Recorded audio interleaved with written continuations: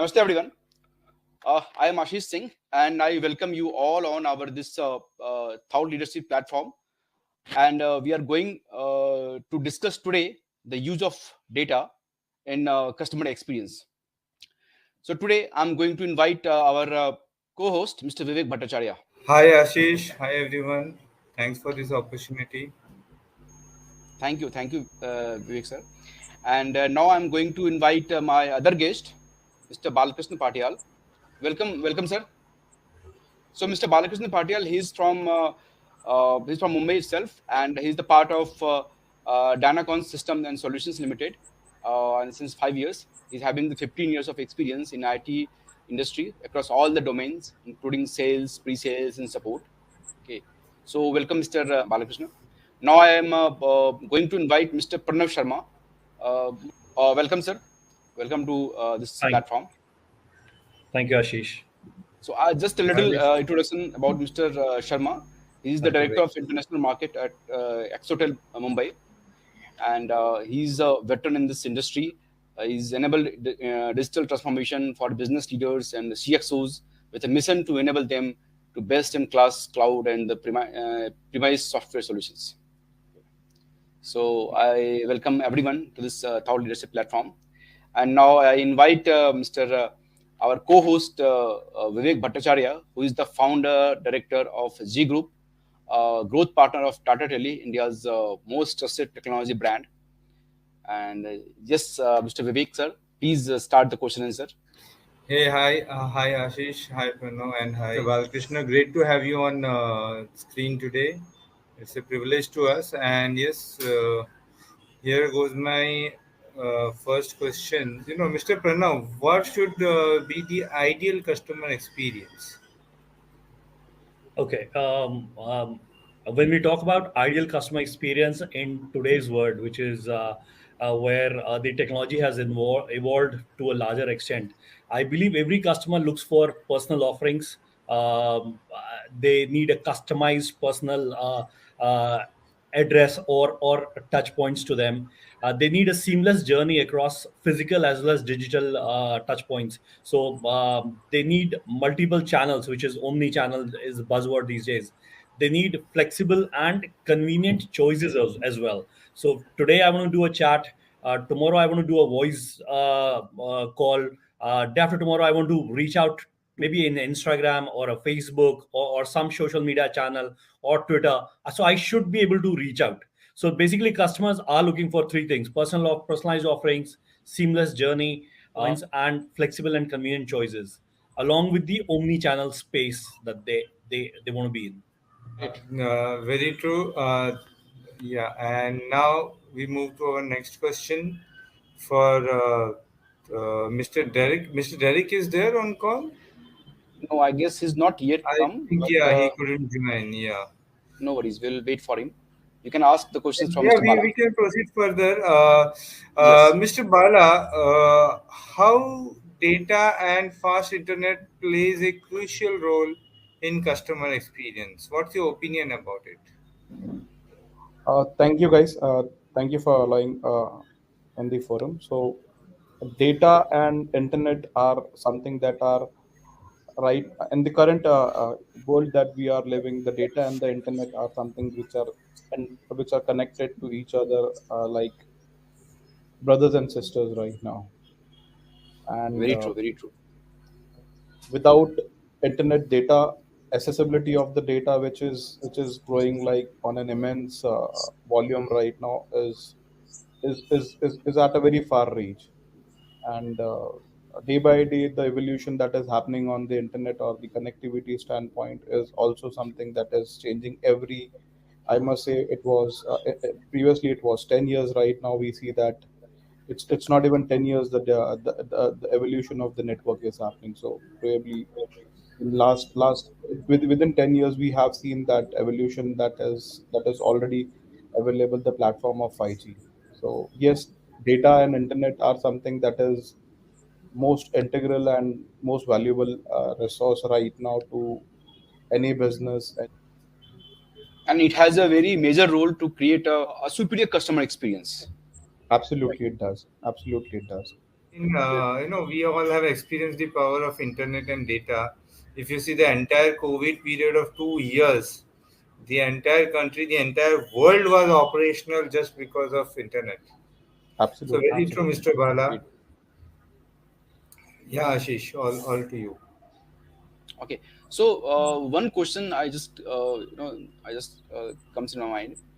What is the need of using technology in customer service? I mean, from where it starts? Maybe Mr. Sharma sir can answer this question. Okay. When we talk about need of using technology in a customer service space, basically, I would four pointers are coming to my mind. I mean, actually, for faster communication, these days most customers are not willing to wait for the services being extended to them, so they need quicker service. So faster communication. They need more direct results. So basically, with automation of the customer service in terms of self-service space, with intuitive automation, with AI, so that the direct results are more visible. Then to eventually to reduce cost. So the cost also needs to be reduced again with the help of technology, because once you automate the space, the cost of customer transaction or customer acquisition gets reduced, and that's how the reduction happens via technology in that space. Um, the reps, the human behind it and the human cost behind it also gets reduced, because the service reps gets to work faster and smarter and quicker, and only where they're needed from that perspective. Then the improving the customer outcome, which is the organizational goal again, which is achieved by technology only, in terms of automating the customers, and getting more customer acquisition in, getting CSAT in, which is the customer satisfaction in, analyzing and in terms of customer buying habits, customer preferences. So that leads to a better customer outcomes and retention. So eventually, if you look at these four pointers, these are the need. These are all enabled by technology in the customer service space. So if you need a Very faster communication, you need direct results, you need to reduce cost, you need better, more you need to improve your customer outcomes. So you need technology to create that or enable the customer service to be able to do that for the organization to achieve these goals. Bala sir, you want to say something? Absolutely right. Technology right now is something that is playing a key differentiating factor in each and every industry. Whether we talk about entertainment, whether we talk about manufacturing, services, everywhere, and with the kind of development that is happening on the software space, addressing specific area, specific need of the customer, it does create a lot of impact. We clearly see that the application world that we are in right now. So all we have specific applications for specific pain areas or specific needs. So it is playing a very integral and very resourceful and industry. True, sir. Yeah, so Mr. Bala, and yeah, I'll move to our next question. So, what kind of technology is needed to create this seamless customer experience? What is your opinion? So specifically, since like in our business need or the business domain right now, what we see in SD-WAN is something that is an evolving, more accepting and more usable technology for all the organizations. Any organization that we discuss right now are more having the pain area. The most of the organization which are having connectivities are having connectivity and the management issues. So the software defined wide area network technology, which is there is something a game changer in the entire connectivity domain right now. Previously, yes, the connectivity was there, but the major challenge for any IT company or an IT service provider is to provide a secured mode of connectivity to the customer, which is definitely not available cheap. But with SD coming in, it is a game changer technology right now. Great. Correct. Yeah, Yeah. very true. Mr. Bala, how does this SD-WAN technology work? Like, how does it work? So SD-WAN is dependent on overlay. I would overlay as in the internet world that we are accessing right now, or most of the offices that are right now using internet services or connectivities to run various applications day to day. Every organization has an application to access, like the accounting applications for marketing. There are the CRM applications. There are different applications that various users are using, and to access those applications, the most important part is accessing those applications in the data center. Previously, it was only the MPLS that was more reliable to access any communication. But right now, as with SD-WAN coming, it is not transport dependent. You're not just relied on a MPLS network for a security piece. The technology itself is built in such a manner that it provides a self-sufficient security on top of that, uh, and the SASE integration, which is probably something that is coming right now with the virtual office environment, is something that is a game changer in the entire SD-WAN and the SASE world. So SD-WAN probably is a software-driven, completely network-oriented technology that is run by a software himself on an overlay network, which is not a transport dependent, probably your internet or any particular MPLS line, or it can work on any connectivity. So from Yeah, MPLS to SD-WAN. Yeah, Vivek. yeah, yeah. No, no, no. You continue, Ashish. No, no. I was just wondering that how should an organization migrate, to SD-WAN from the current MPLS only solutions?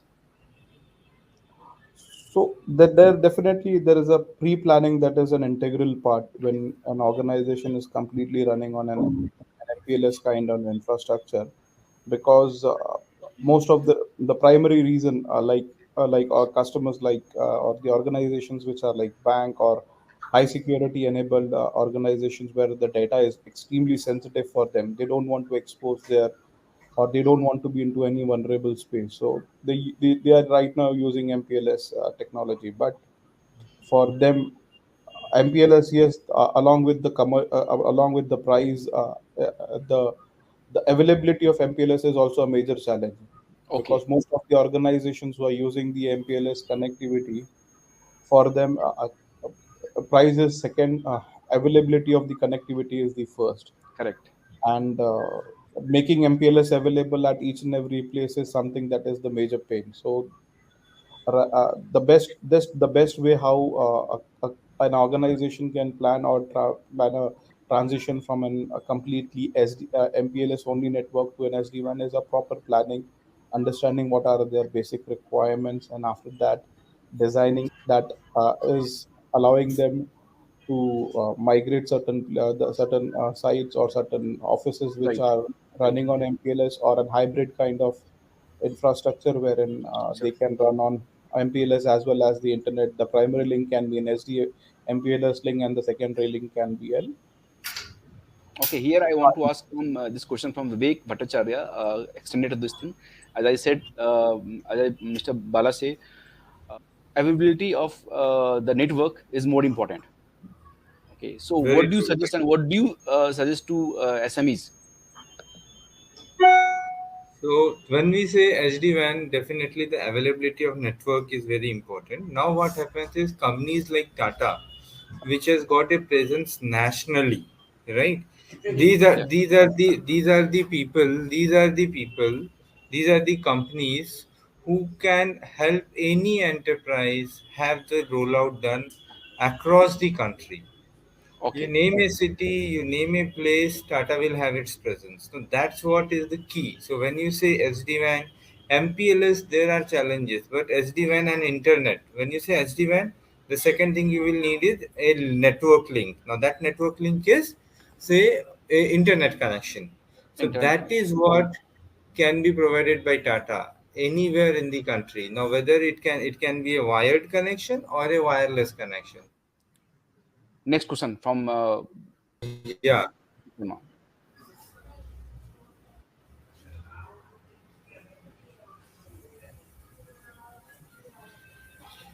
So, the Mr. Bala, what are the key benefits of SD-WAN? So, major key benefit of SD-WAN is one is it improves the entire performance of your application accessibility, because when we say that it is transport independent, there are multiple transport that can be used to have your office running with a connectivity. It can be an either connectivity to internet, or it can be connectivity to any particular location, which is where your applications or your uh, applications are hosted. So with definitely with SD-WAN, one area that immediately gets solved is the secondary or the connectivity portion, because we can have a multiple combination of connectivity, an MPLS and ILL, and along with an ILL we can keep a broadband or coming a 5G network also, so that at least the connectivity is available, and all these connectivities can also be combined to use a single pipe, wherein the load balancing and the internet connectivity, that data which is getting transferred is transferred across the all the four or all the three domains. So automatically the performance and the performance is increased, and it also enhances the security, because the major part or the most sensitive area, that is the security. So most of the right now we are on in the internet world, most important part is the compliances part, to ensure that the security compliances are getting met. So introducing the SD-WAN technology would also help in Great. getting a better security posture to your entire IT infrastructure or network posture. And it's a lower, it's a less complex Less infrastructure complex. to maintain That matters a lot. as compared to a WAN infrastructure, because it can be managed. Because in WAN it is something that there is a problem with the branch which is located at X place in India, which is probably a 500 kilometers away location from a place where the entire IT team is sitting. But in an SD-WAN, it is definitely possible for a person who is sitting at a particular location to carry out or troubleshoot or manage the entire infrastructure from a remote location also. So the centralized management is also one of the most important advantage that SD-WAN enables us. And Right. obviously, with various choices in the internet connectivity, that also helps in reducing the cost. On this note, Vivek sir, with your permission, I would like to play another video.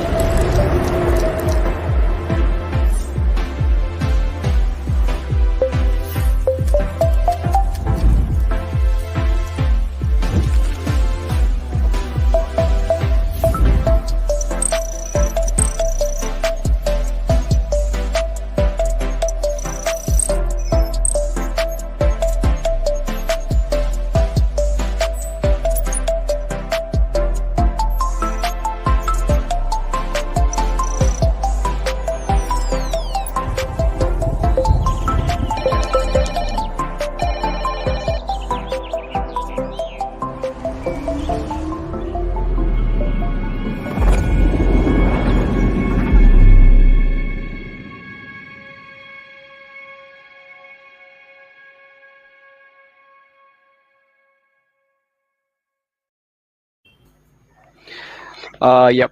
So my next question is from Mr. Pranav Sharma. Yeah. See, in any organization, acquisition a customer is as important as retaining the customer. So, what do you say? How technology play a role to acquire a customer as well as retaining the customers from the customer journey from acquisition and from till the retaining. Right.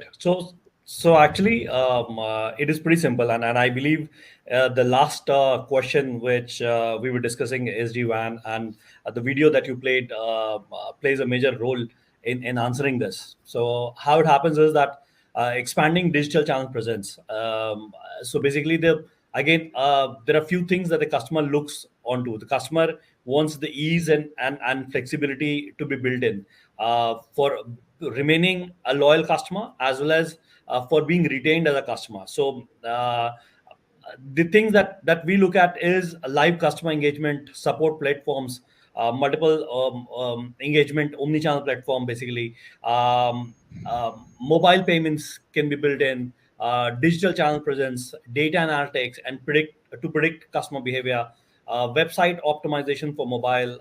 I mean, these are things that can enable a technology in terms of acquiring and retaining a customer.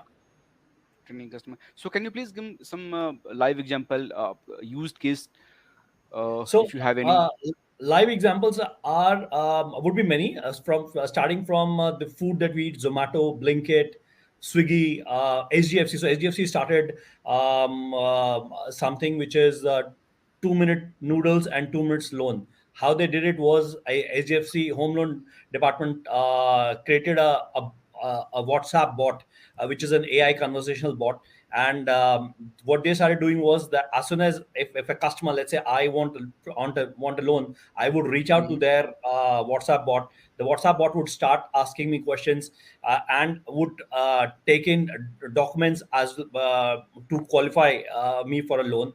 Those documents on a real time basis will go to an qualification engine which is set up at the back, and that engine will qualify me as a customer. Am I able in it? I mean, am I the right customer to be given a loan, and is my loan approved from the bot perspective? So eventually, you see, Oh my God. they managed, and they're still doing it. So they still call it 2 minute noodles, 2 minute loan. So and that's how they progress. If we look outside the Zomatos and Blinkits and Swiggy and Kotak and SGFC, look at Starbucks. What they did, they started their own loyalty program, which was Starbucks gift card, which you actually still, if you go around in India, so the gift cards, Starbucks gift cards are all there. So if you look at those loyalty programs, evolved and achieved multiple milestones. In fact, more than 53% of all the store sales are driven by these Starbucks loyalty cards, which is now online and through their mobile app, and their mobile app is very successful again. So eventually, Starbucks back in 2008 thought of it and went took help of technology to grow into their CX space.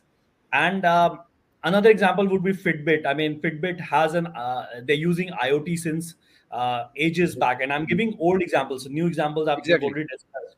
But old examples would be, they are actually, they've, it's a real world hardware that they have connected to various platforms, which is Facebook and other meta platforms. Now they have created communities, they have created fitness groups, they have created personal training programs, they have enthusiastic clubs that have been Mhm. developed through Facebook. So in fact, Fitbit, um, uh, they embraced IoT and eventually grew and made a community of their own, which enabled their sales to be increased and their product to be recognized, because everybody who was using Facebook was posting it on Facebook, and it was enabling other consumers to actually look at it and get driven to buy Fitbit.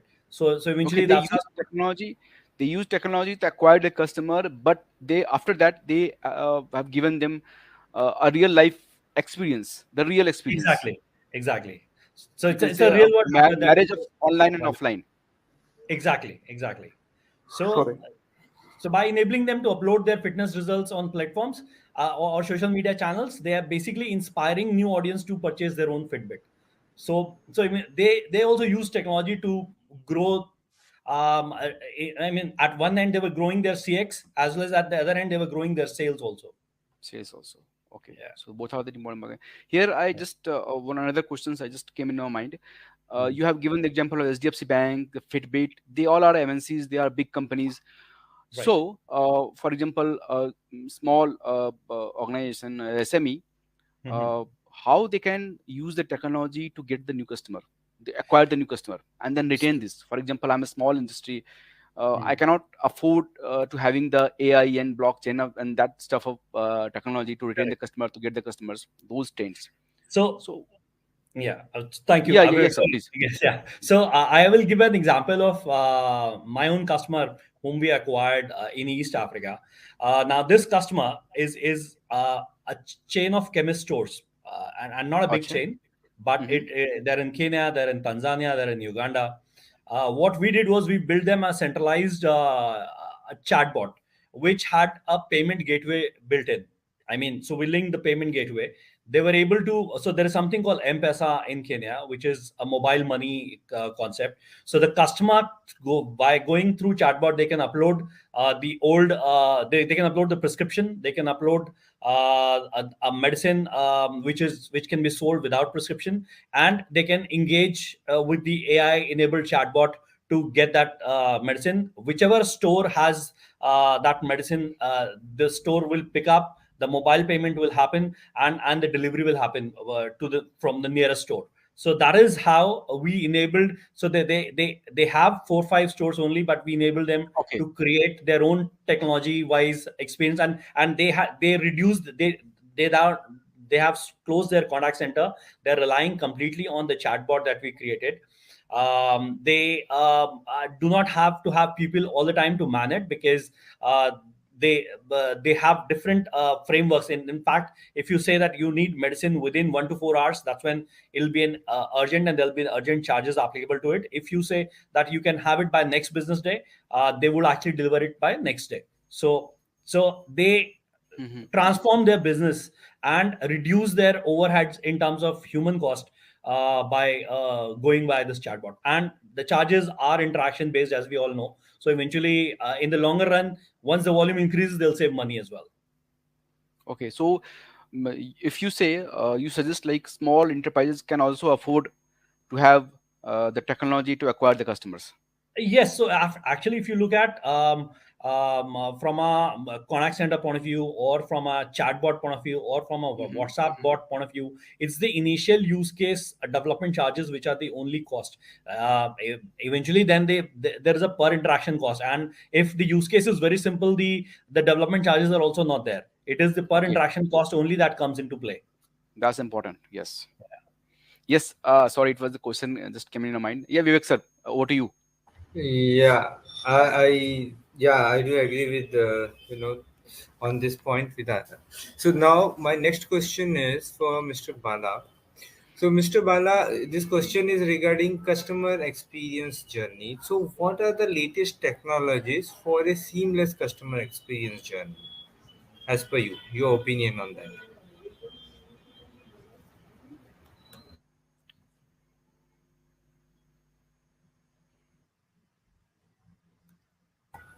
You need to unmute, Mr. Bala. Bala sir, you are on mute. Yeah. So first is definitely the connectivity, because without connectivity, any internet or any experience with reference to technologies is of no significance. So yes, right now the 4G network that we're using and the 5G network as well, that is a game changing or a completely next gen technology that is helping us getting better connectivity and better accessibility to applications. And second, I must definitely say SD-WAN, because it is the technology is hardly like 5 years old, and it is right now being adopted by the organizations, and it is storming the use storming the number of WAN conversions that are happening on the SD-WAN front. All the banks, most of the private customers, all the banks, they are definitely planning to or they have a roadmap to switch to SD-WAN. And yes, internet connectivity and SD-WAN are two most significant thing that I really see that is from a technology front that have changed Very nice. complete customer experience. Okay, so Vivek, I must say you have to, spread the awareness about the SD-WAN. This is the role-changing technology, I guess. Right. Yeah, very true, Ashish. Yes, very true. And at this point, I would also like to play a small video because, as you say, Z Group is a growth partner of Tata Tele, and it's a one-stop solutions from cloud to connectivity and SaaS to securities. Okay, so I just want to play a small video for you. Multiple service providers, diverting your focus from business. Focus on what's important for your business. Say hello to the one-stop shop for all your digital needs. Smart digital solutions for your business. Call us today.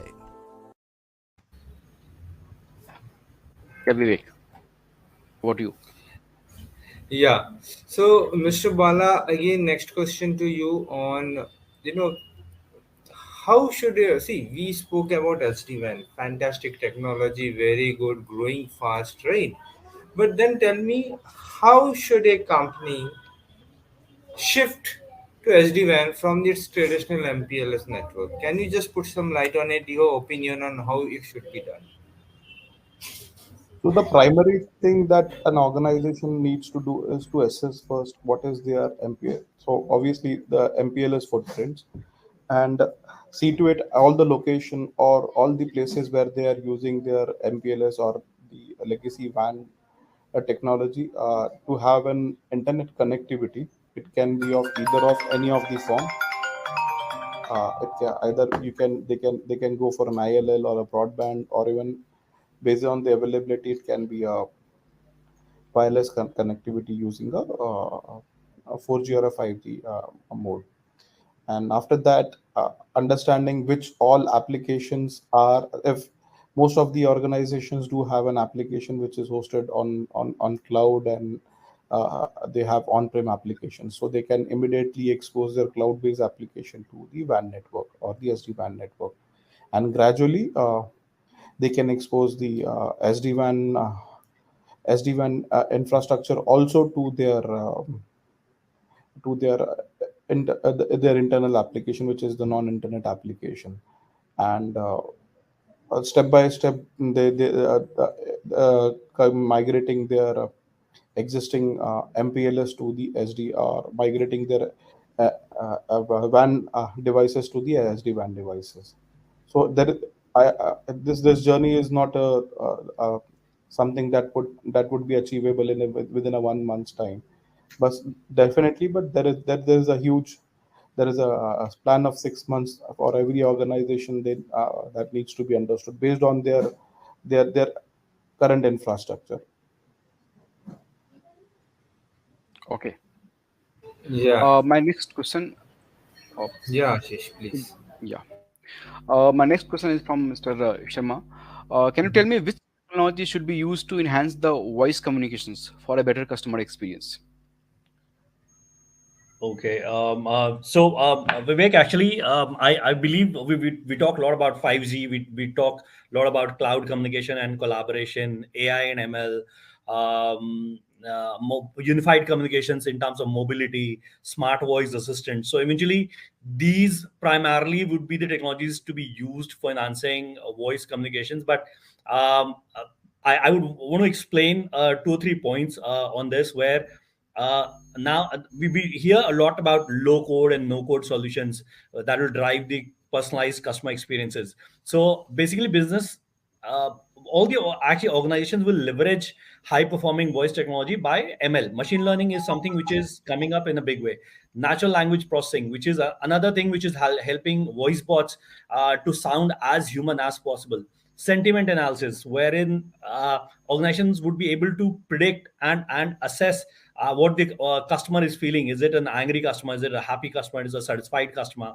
And basically to truly understand the customer, sentiment analysis would be another factor which will come in. So identifying and analyzing the customer intent will enable brands to give a hold on their customers, to will be able to give them a boost in terms of customer experience. So low code and no code solutions are the future. We've all heard about voice bots, we've all heard about chatbots, but now there is something which is coming, which is voice enabled chatbots.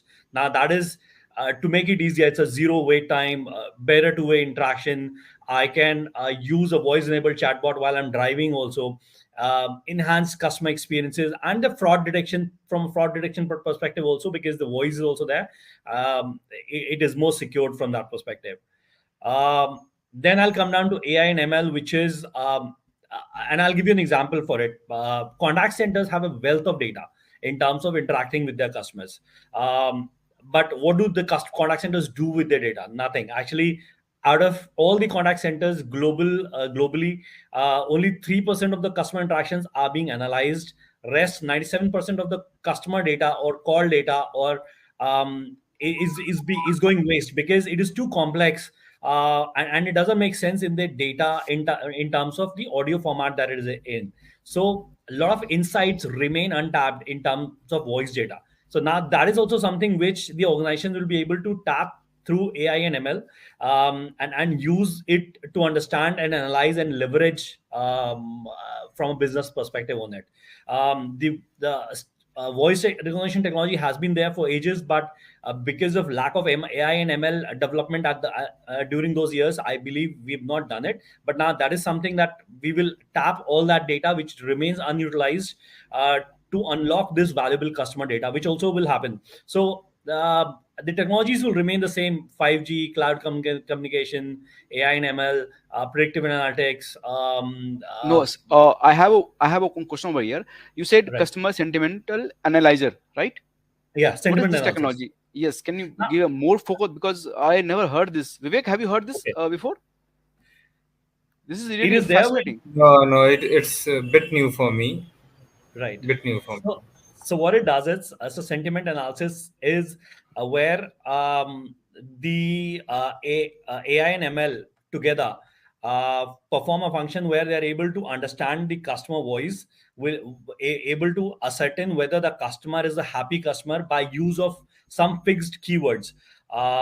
It could be wake up words, it could be some words wherein the customer will say, "Oh, I'm glad that I spoke to you," or "It was a great call, and thank you for all the information." Now these words will enable the customer that customer is a Okay, satisfied customer or a happy customer. So basically, from a nice. sentiment perspective, we get to know that the customer is a happy customer, and Very eventually nice. we will also get to know the customer is an unsatisfied or dissatisfied customer in terms of whether he's angry. "No, I'm not happy. No, this is not the solution," or "You've not been able to solve my query. I've been waiting for it." So now these are the things that will the AI and ML together will ascertain whether this customer is a dissatisfied customer or an angry customer. So then they will tag some words on basis which AI and ML will pick up that this call has been an angry customer or a happy customer or a dissatisfied customer, and they will analyze further on that data, Vivek, and they I will must put say, promotions to that data, to the data of happy customers only. Yeah, great. Vivek, I must say, this is the discovery of this Tech Talk today. And yeah. I'm going to extend it. I'm going to work on it. Okay, I also tell my management to work on it. I don't know whether they works or not. Yeah, Vivek, next question. Right. Yeah, so yes, it's really great to understand, know about few things which we have never gone in depth of all this. But yes, Seriously, Ashish, and this I'm is really a fortunate that Pranav sir, you are here, and Right. you have given so much of information, so much of knowledge we never thought of. Seriously, No, thank yeah, you for Vivek sir. having me, Ashish. Thank you, Vivek. Yeah. And I would like to tell you that if you ever, possible, you please come to our office, which is in Turbe, to our tele office, and Sure.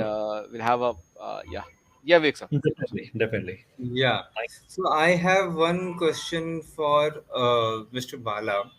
So, Mr. Bala, we spoke about SD-WAN, we spoke about the features, we spoke about how to migrate, right? Now, if you see today, today's oil is data, today's gold is data, right? the moment data becomes so crucial, the security of data also becomes important. Now, the Yes. type of clients which we are talking, who have got multiple locations, who multiple branches, we spoke about the importance of data of contacts, and so data is something which is oil, today's gold, today's whatever you can say, most important thing.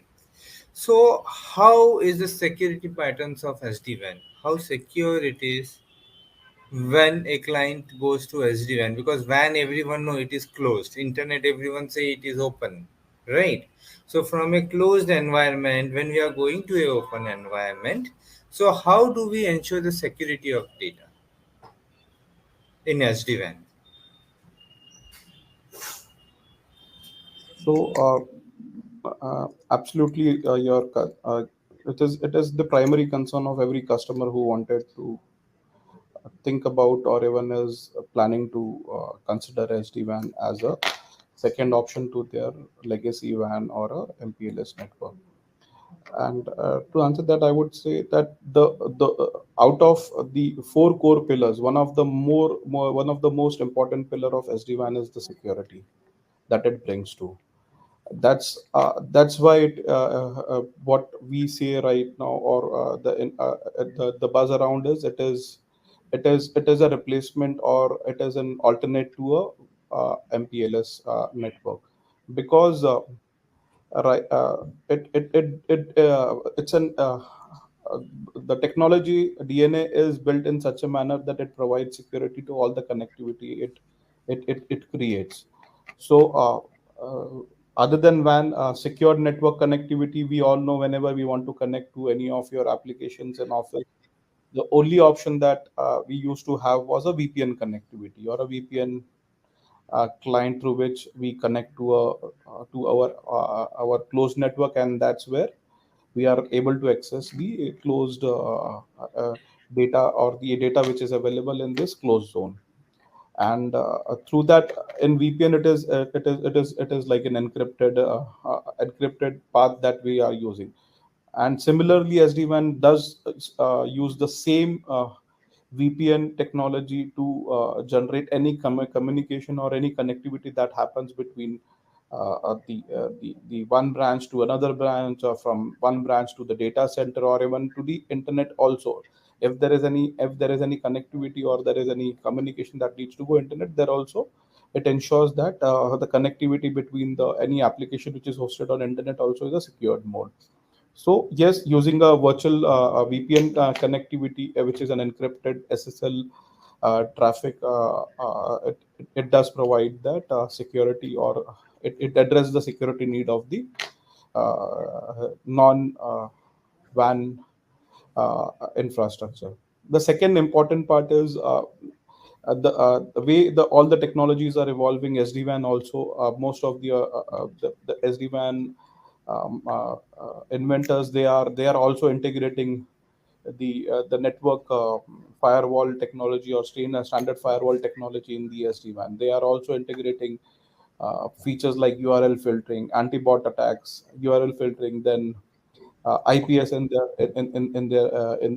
the product itself. You So mean to say it's a dynamic technology, and over it the is time evolving. new It features. is evolving right Okay, okay, now. great, great. So previously it was SD-WAN, now it is SD-WAN with security, enhanced security. I would say not a security. Security is basically available with SD-WAN. Enhanced security, wherein you get with the same SD-WAN, with the same SD-WAN environment, you get the firewall capabilities. Also, you get the IPS capabilities. You get the capabilities that it can prevent, or it can also protect you from any anti-bot attacks, or any malicious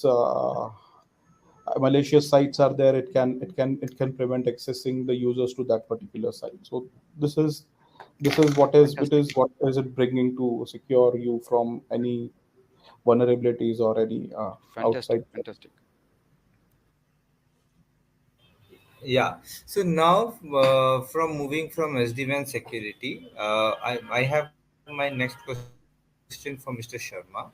And Mr. Sharma, you have spoken about all, the AI, BI, and industry, service industry, and all. So I would like to ask you something. This digital transformation process, right? How is how much of adaptability the service customer service industries, like telcos and any business which is in customer service, how much they have adopted it as per you? What do you see? What do you think? Thank you, Vic, for asking me this, because I guess there are pointers that I noted, and the numbers, figures that I noted in perspective to the adaptability in the digital transformation in terms of the customer service industry. And so what is happening is that it has not been great, from even if the pandemic has happened, and there have been factors which have pushed it, things have not moved accordingly. So if I look back in 2018, the net global spending on digital transformation was approximately 1 trillion USD across the globe. The number is set to increase now to more than 2 trillion in 2022. That's the forecast. 79% of the organizations admitted that COVID-19 has increased the budget for digital transformation, and they're still working on it. But more than 70 to 75% organizations are still creating or forming that digital transformation strategy, or they're still working on one. So they have not rolled out until now. So they're still internally debating as to what needs to be done and how it needs to be done. Uh, so they're still in that process. So 47% of the organizations have not started their digital transformation until now, as per Digital Business Report in US. So globally, Okay. 47% of the organizations have not even started it, and Mhm. almost 60% of the organizations feel that it is already too late. Then so how do they jump on the bandwagon? So that's a problem. But eventually, the same study from Digital Business Report also says that 55% of the businesses believe that they have less than a year before they start to suffer financially and lose market share. So they feel that within a year, if they don't jump on the digital transformation and do something about it, they'll lose out in the market, and the businesses will be affected drastically. And Deloitte also explains the same, that there is a 45% revenue growth with organizations who have already adopted it 6 months back, and they are continuing to grow. So eventually, we all know that digital transformation is creating a positive impact on growth and innovation, on sales, on marketing, and on brand value, and including customer satisfaction. But still, 47% of the organizations globally have not started the journey yet. And you said like 60% of the organization, they feel like they are, they become the late, Yeah, no, they're worried that it might already be too late for them. too late. So from your side, what should they do now? Because I know many such organizations in the SME categories in Mumbai. Yeah, They think that it's too much. I mean, they are too late now. They cannot do this. So correct. what do you say? So From where they should start?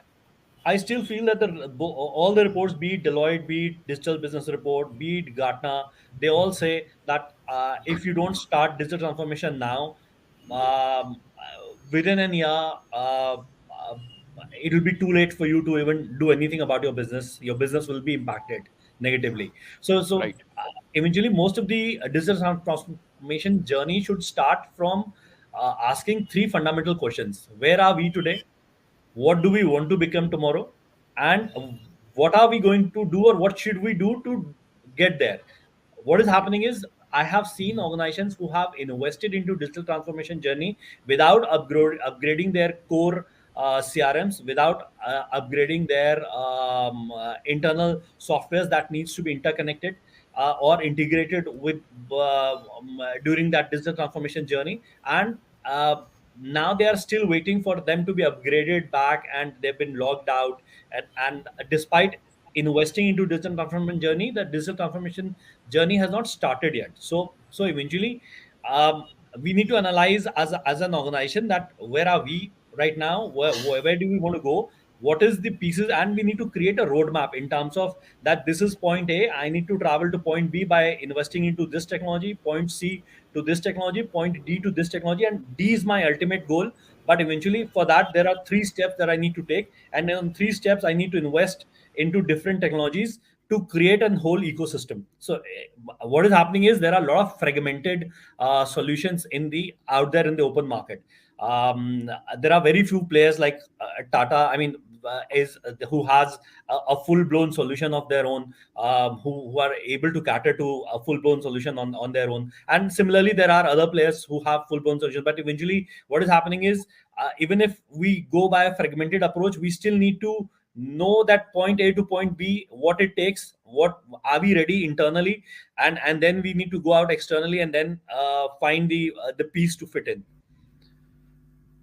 So eventually it's a journey that needs to be taken with a full blown sketched out point A to point B and point B to point C and point C to point D approach.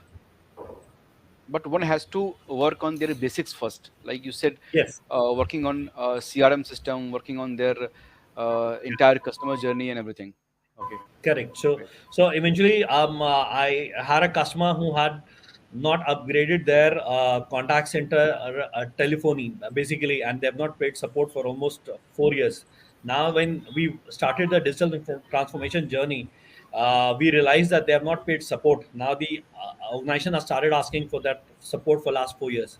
So eventually, these all are hurdles, roadblocks, and the organization did not analyze, the internal IT did not analyze that are they ready for that digital transformation journey, or those solutions to be built in or to be integrated together for the data to speak, the contact center data to telephony data to speak to the bot data, or to other conversational items or the campaigns that they were planning to run. So eventually we need to ensure that we are ready in terms of our side. Great. Yeah, Mr. Vivek, now your point. Yeah. So, the Mr. Sharma, you know, today's and Mr. Bala, today's session with you was a wonderful session wherein we got to know about lot many things. We spoke about AI, we spoke about BI, we spoke about customer experience, knowledge, and things. And Mr. Bala again put some light on SD-WAN, which is a product which Tata, which is a signature product of Tata's. Again, when we talk about the digital readiness, so Tata Tele and Ashish both have been very, very supportive. They have guided us, the partners, to do this, start this digital transformation and reach out to clients. So, a lots of thanks to Mr. Bala, to Mr. Sharma, and Ashish for coming on this platform today together, and creating this great opportunity wherein we can share our thoughts, and we can also talk about technology to our clients, and to our so I don't have words. I'm falling short of words, Ashish. It was a wonderful session. Thank Mr. Sharma. Thank Thank Mr. you. Bala. Anything from you, Ashish? No, I just want to say Thanks. thanks to come on this Thanks. Indian platform. way, thanks. Okay, and Indian. yes, yes, and we'll meet up soon. Okay, Definitely. Thank you. It was a great tech talk. Thank Great. you so much. thank you. Thank you. Bala sir, you Thank want to you. say something? And Yeah. Thank you, yeah, everyone. thank you, Ashish, and thank you, Vivek, for being such a wonderful host. Great. Yeah. Thank you. Thank you. Thanks. Thanks. Thank you. Vivek.